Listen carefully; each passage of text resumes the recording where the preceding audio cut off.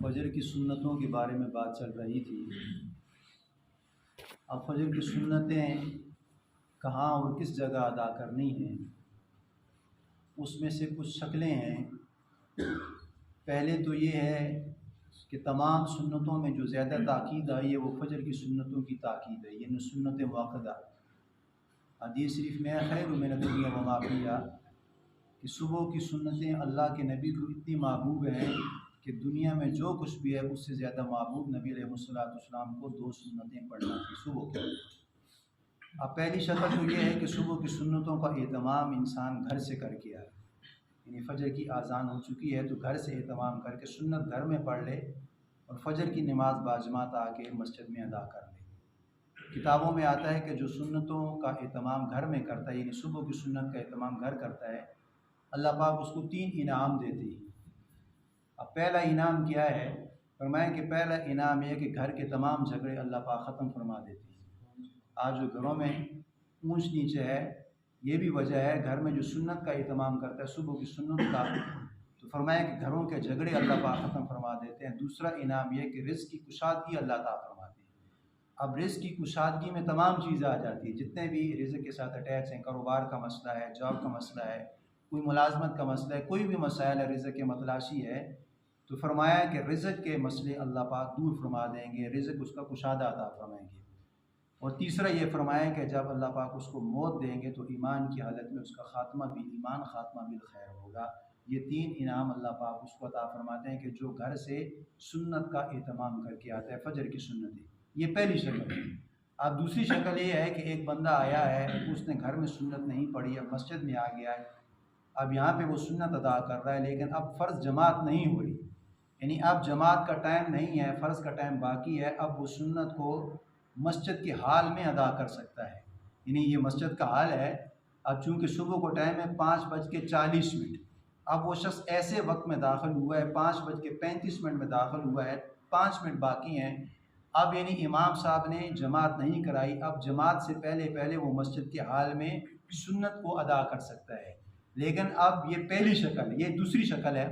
और तीसरी शक्ल ये है कि इमाम साहब नमाज के लिए खड़े हो गए, अब वो बाहर से बंदा आया है, अब ये हाल है, अब हाल है 4 सफ़ें लगी हुई हैं, इमाम साहब ने इक्तदा की और नमाज पढ़ा रहा है। अब वो बंदा कहाँ नमाज को अदा करेगा? सुन्नत चूँकि उसकी रह चुकी है, अब वो सुन्नत का एहतमाम कैसे करेगा? इसलिए कि नबी अलैहिस्सलाम ने ताकीद फरमाई है खैरुम मिन दुनिया व मा फिहा, कि सुबह की सुन्नतें मुझे अजीज़ हैं दुनिया जहाँ से भी। अब वो सुन्नत का एहतमाम करेगा कहाँ? तो फरमाया है कि जो मस्जिद का हाल है जहाँ इमाम साहब इक्तदा में नमाज़ पढ़ा रहे हैं, अब उस हाल में उसके लिए नमाज को अदा करना ये नाजायज़ है। यानी वो सुन्नत का एहतमाम मस्जिद के अंदर वाले हाल में नहीं करे, बल्कि वो बाहर किसी जगह पे कर ले। और बाज़ फुक़हा फरमाते हैं कि वहाँ अदा करे जहाँ इमाम की आवाज़ उसके कानों में ना पड़े, यानी जो इमाम किरत कर रहे हैं, इसलिए कि सुबह 2 रखते हैं वो जारी हैं, अब यानी ऐसी जगह में वो एहतमाम करे सुन्नत का जहाँ उसको इमाम की आवाज़ ना पड़े, अब किसी कोने खांचे में पढ़ ले।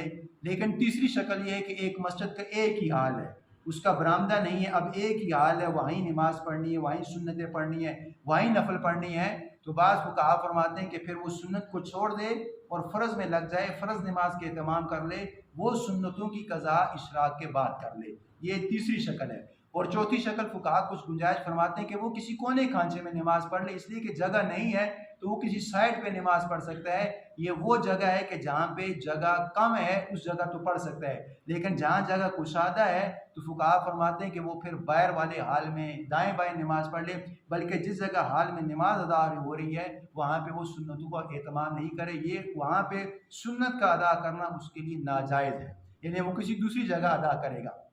ये 4 शक्लें हो चुकी हैं। और 5वीं शक्ल ये है कि एक शख्स ऐसे है कि वो रात को सोया, अब सुबह नहीं बेदार हो सका, उसने अलार्म भी लगाया, किसी को भी कहा कि आप मुझे बेदार करना, लेकिन नहीं जाग सका। अब उसकी आंख खुली है, इशराक के टाइम खुल चुकी है या जवाल से पहले पहले खुल चुकी, 8 बजे जागा, 9 बजे जागा, 10 बजे जागा। अब उसने नमाज को अदा किस तरह करना है, यानी फ़र्ज़ नमाज उसने अदा करनी थी, अब आया उसके लिए क्या मसला है? तो फुक़हा फरमाते हैं कि अब वो वुज़ू करेगा, वुज़ू करने के बाद 2 सुन्नत को भी अदा करेगा।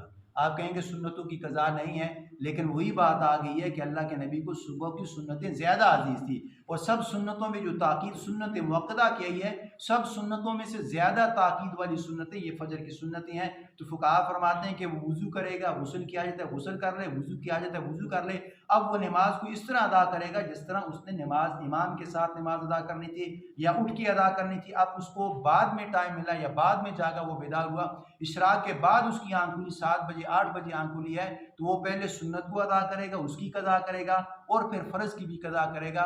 सुन्नत उसके लिए भी है, अगर ना पढ़े तो और मसला, अगर पढ़ ले तो ये उसके लिए बेहतर है। बंदा ऐसे हाल में पहुँचे कि एक रकत इमाम साहब की हो चुकी है, उसको पता है कि दूसरी रकत में अगर मैं अपनी सुन्नत की इक्तदा करूँगा तो इमाम साहब से मेरी नमाज निकल जाएगी, तो उसको चाहिए कि फिर सुन्नत को छोड़ दे, फ़र्ज़ में लग जाए।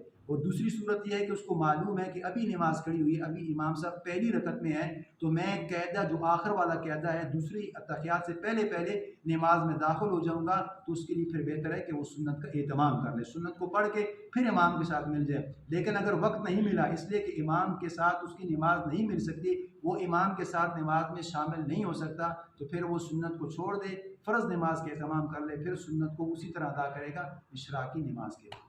अल्लाह से दुआ है कि अल्लाह ताला में कामिल इत्तबा नसीब फरमाए।